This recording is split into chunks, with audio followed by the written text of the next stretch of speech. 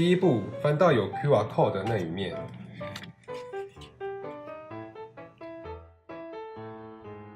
第二步，上端沿着第一条虚线往下折。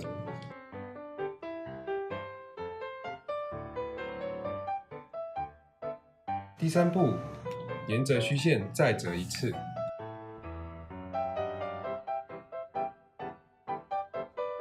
第四步，把上端往中线处折。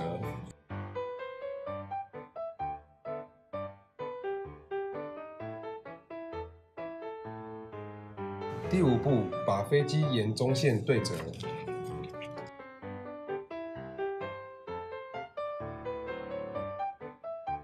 第六步，按折线指示折出有角度的翅膀。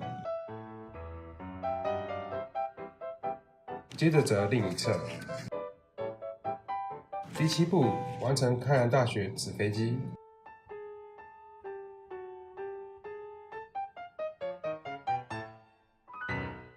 第一步，首先取出开南大学纪念相框模型。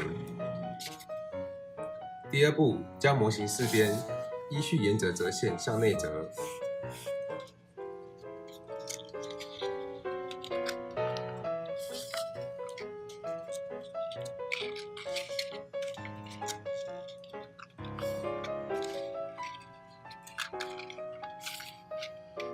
第三步，将四角进行组合。